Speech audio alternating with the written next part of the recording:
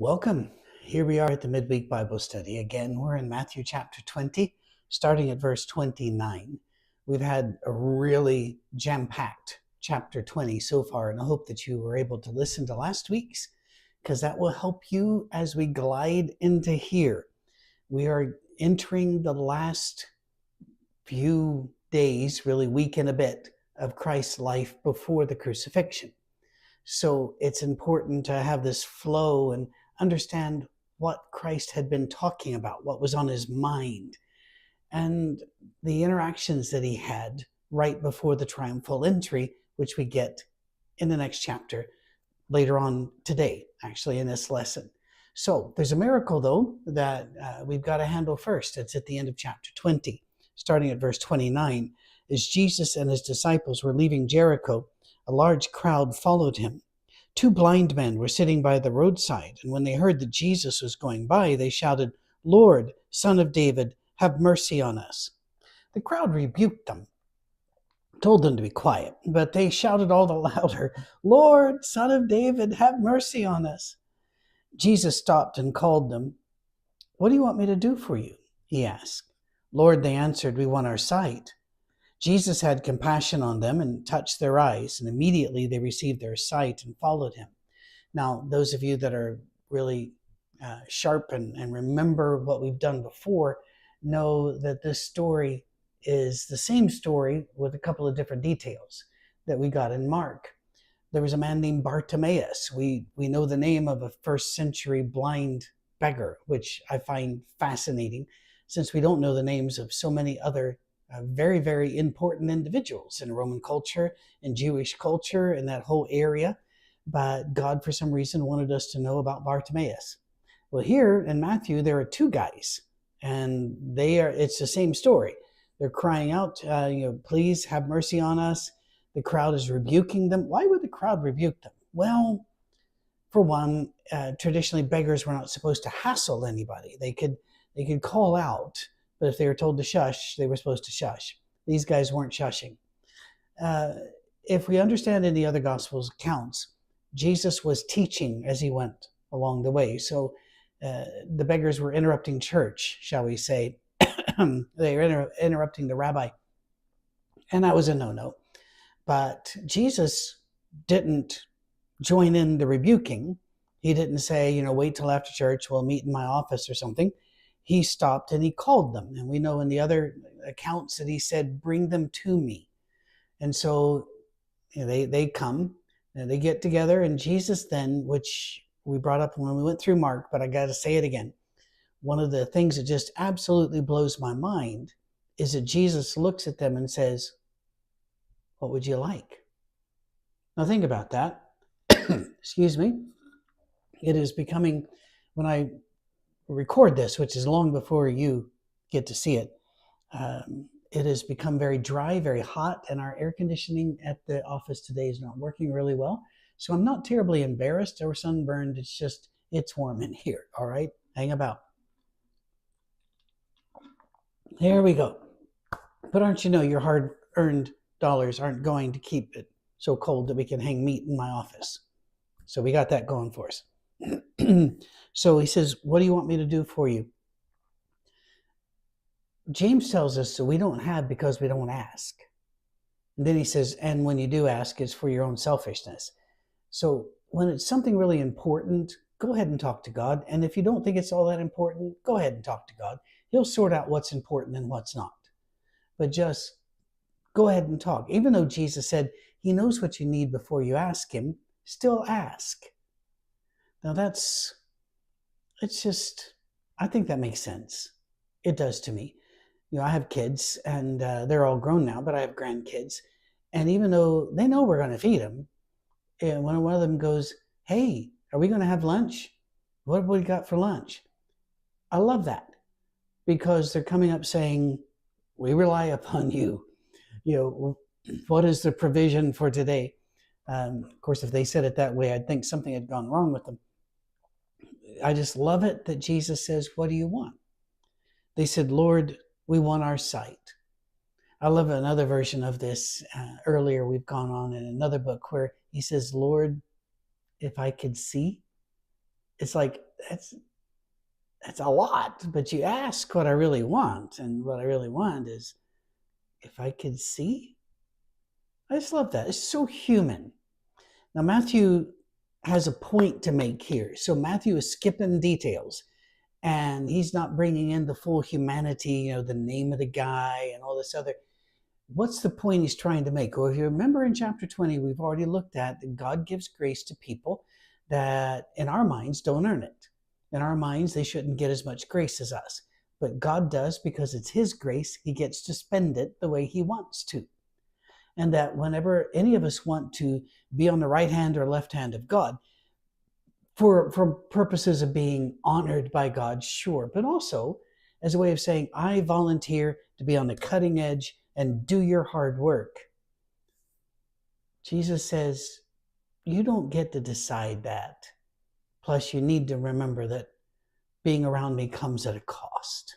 Are you willing to drink the cup that I've got? And then he warns them. He says, now, the unbelievers, the Gentiles, the pagans have those that lord it over you.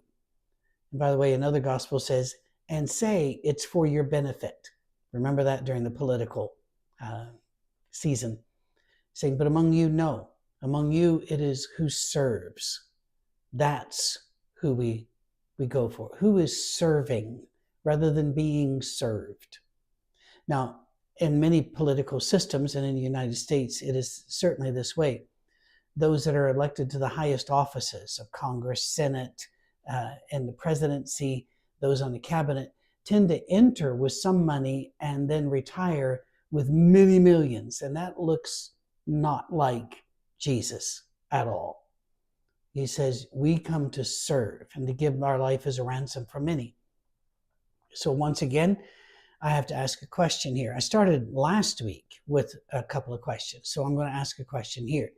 How much grace did these beggars deserve? Follow-up question. What did they do that made them worthy of stopping Jesus from doing what he was doing and giving them their eyesight? What was it in their lives? What great work had they done? What sacrifice had they made? What was the pattern of their life, their family? What was it about them that was worthy of this miracle? And the answer is, we don't know of anything. Not a thing. Just like those who worked for 1 hour versus 11 hours or 12 hours got the same pay. And we look around going, but they don't deserve as much as us. It's not us that decides that. It's God that decides that. A little humility is in order, but a huge amount of praise. Because once again, our God will stop and listen to a beggar. And as far as we can tell, the beggar did not deserve or earn, or there's no transaction here. God just gave. Well, then that means it's a really good God we've got here. It's an awesome God. It's a grace-filled God. It's a God who defines himself by love and means it. And that's very, very good news. But some bad news is coming. We know this story because we tell it every year. Good Friday and Palm Sunday and Easter, we tell these stories. So let's enter the story of the triumphal entry into Jerusalem, the last week of Jesus' earthly life before the cross. In chapter 21, as they approached Jerusalem and came to Bethany on the Mount of Olives, Jesus sent 2 disciples, saying to them, "Go to the village ahead of you, and at once you'll find a donkey tied there with her colt by her.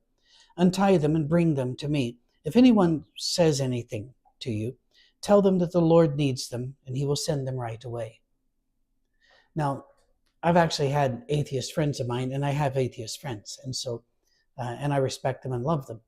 But one of the worst arguments I had, an atheist said, "Look at this. He told them to go and purloin, steal these animals." No, whoever had the animals already knew God and already knew Jesus, because he said, if anybody does stop you, just say the Lord needs them and they will let them go. So this was set up ahead of time.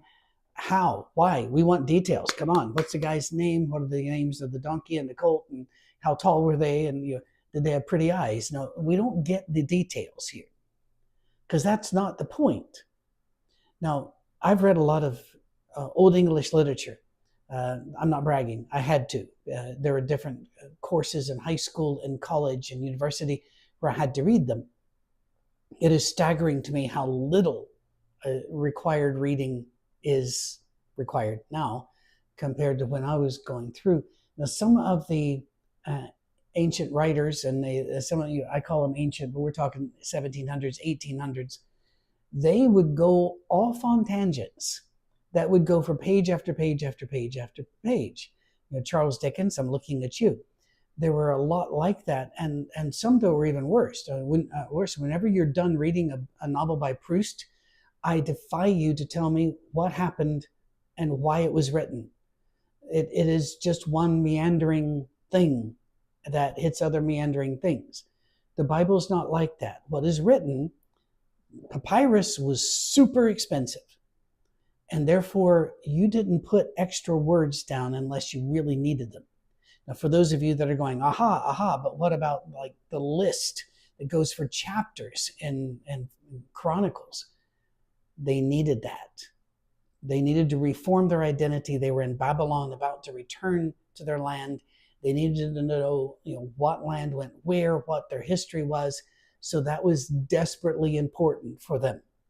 And they didn't spice it up with stories because they had room for the list. So here you're not going to get the details we would like. And so Hollywood makes movies about these, and they always do a terrible job. Some newer works like The Chosen are working a lot harder to be more accurate. Here, just know we don't get the details, but it's obvious that this was known ahead of time, and Jesus was not stealing these animals. This took place to fulfill what was spoken through the prophet. Say to the daughter of Zion, see, your king comes to you, gentle and riding on a donkey, on a colt, the foal of a donkey. Now that was from Isaiah 62. 62? Yeah, Isaiah 62, verse 11. Let's just be honest. In America, you think of donkeys as a comical beast of burden. You don't look upon them as something a wealthy person or a powerful person would ride. Now, of course, we know that in other areas, let's say in Southeast Asia or the like, having a donkey is a huge help to help you get over the mountains and ford the shallow rivers and the like. But, it doesn't look regal. You're riding on a big war horse. That would be, and we get that, by the way, in the book of Revelation. We get that, Jesus on this big horse. Why would your king come riding on a donkey? Well, there is actually a tradition about this, and we find it in Old Testament stories. We also find it elsewhere. And that is when a king conquered a new area. If he came in as conqueror, he would ride the horse. He was ready for war. If he came as, I have come to take care of my people, he came gentle on a donkey. And our king comes to us not in war, but gently. So that's why this prophecy was made, and Jesus here fulfills that prophecy. It harkens back to the birth, actually, the Advent, when God breaks into society by sending his son down, and then the angels rejoice and say, peace on earth, goodwill to men, you're in his favor. He has come riding on a donkey to show you he literally comes in peace. And that once again, should drive us to our knees in praise and thanks. The disciples went and did as Jesus had instructed them. They brought the donkey and colt and placed the cloaks on them, and Jesus sat on them. The cloaks was just to soften it. If you've never been on a donkey, I have been. Their backs can be rather sharp, And so padding is gratefully received. A very large crowd spread their cloaks on the road. We need to talk about roads. Roman roads were brilliant, and a lot of them still survive. The way they made concrete, some of that still survives as well. And we just look at that and wonder. It's not a lost secret. We've figured out how they did it, but it's not cost efficient for most people to do it that way, so we don't do it now. But Roman roads were great. But the roads in the provinces very often were not so great. And so this road would most likely have been hard-packed earth, unless it had rained recently, in which case it would have been more muddy. There would have been animal waste, because you're riding animals. It would not have been a smooth road. And so these people are throwing their cloaks out. It was a sign, because you only had one. I go to my closet when it turns winter. I've lived enough in winter in Colorado, Scotland, Michigan, that I've got several coats. They didn't have that. They would have one. This is an act of worship. So in other words, there were a whole lot of people in Jerusalem that believed in Jesus. A whole lot of people. And I need to say this because my favorite gospel we've not gotten to yet, and that's the book of John.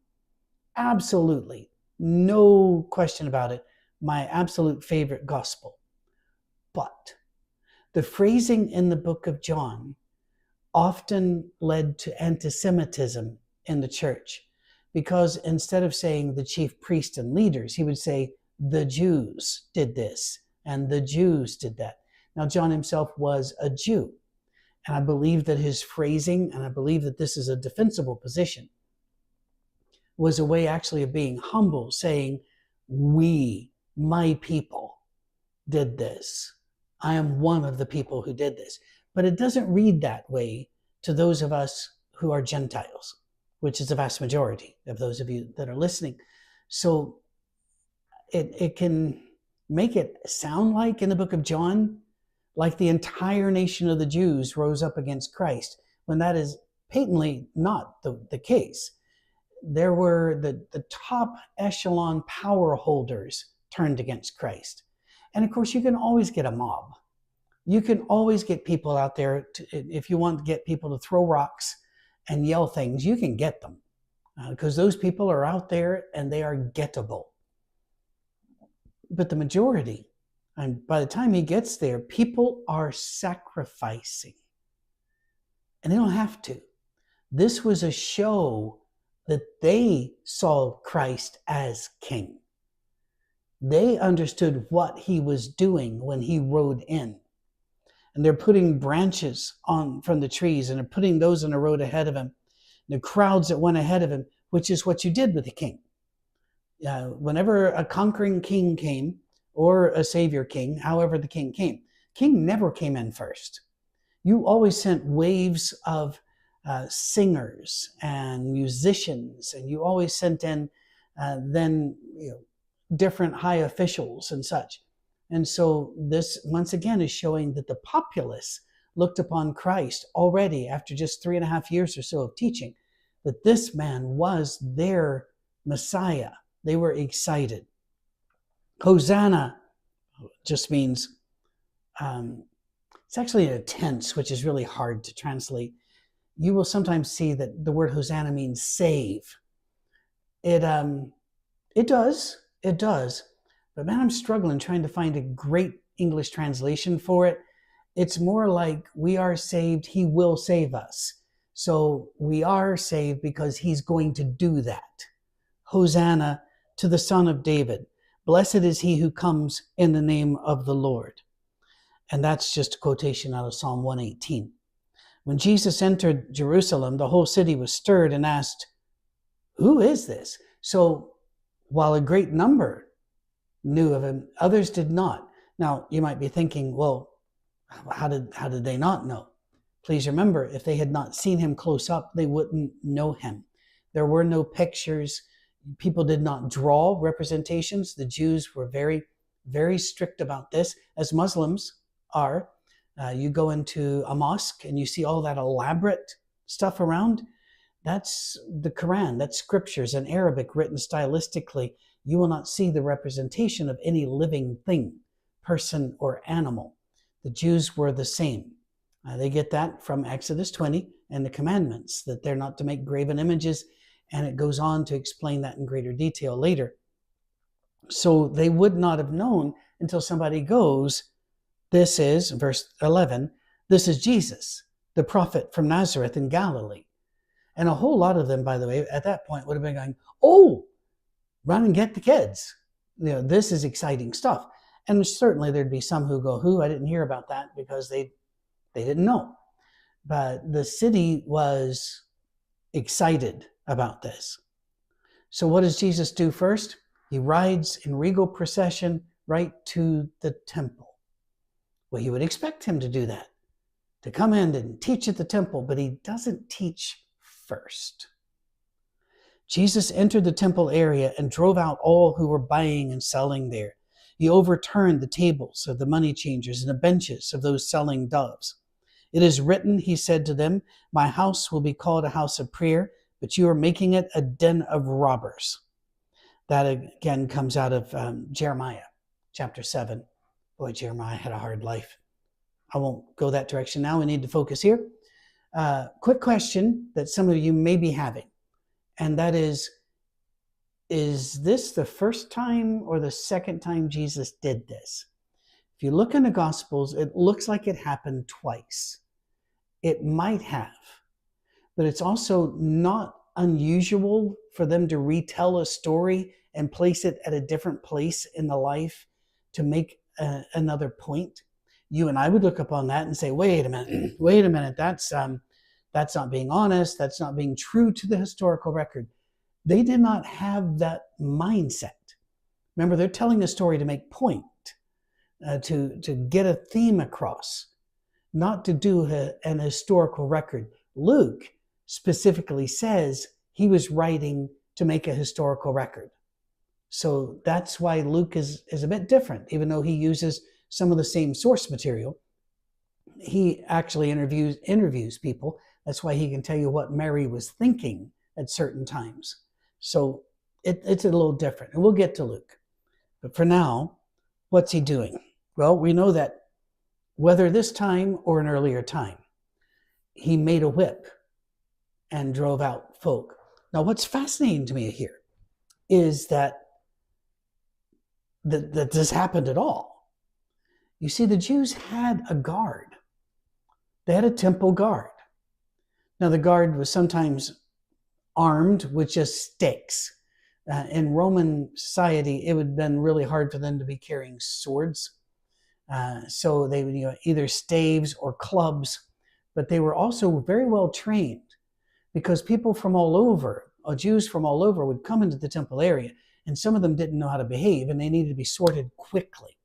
And so this temple guard would have rushed in to stop things, but they did not come and rush in here. And if this happened twice, then they didn't come either way. Why? I think a couple of reasons. One is that the temple guard may have actually been believers as well. Second, Jesus wasn't this small, thin, white guy with blonde hair that looked like he belonged on the Swedish ski team. He was a Jew, the son of a carpenter, most likely the son of a stone carver. The word probably means stone carver. So he would have had muscles, scars, calluses. He worked with fishermen. He lived rough. He didn't even have a place to lay down to call his own. And so he would have been somebody that most minimum wage people would not have challenged.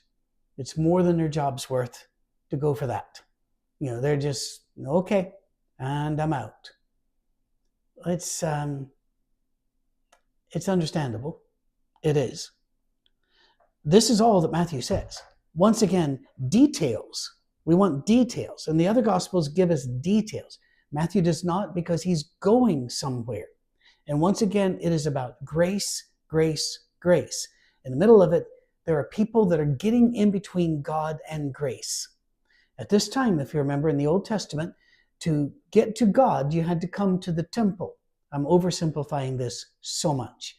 If you want far more detail about the practice of prayer, worship, and such, you really need to follow somebody like Bobby Valentine and his blog. And you can find him on Facebook, and he posts his blog there as well.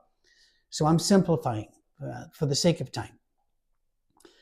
To approach God, you had to approach God through the priest. Well, where the priests? They were in the temple. So you would bring your offering or your supplication to the priest. And so now you come, and at this time of year, they're getting ready for Passover. You would be bringing your animal, an animal perfect, no spot, no blemish, no scar or whatever, to sacrifice at that time. So that's extra commotion going on. But how are you going to get, let's say, a lamb from where you live? Let's say you live down Beersheba or up toward Dan. It's a long way. And that's a road with potholes and difficulty, and there are a lot of other people there.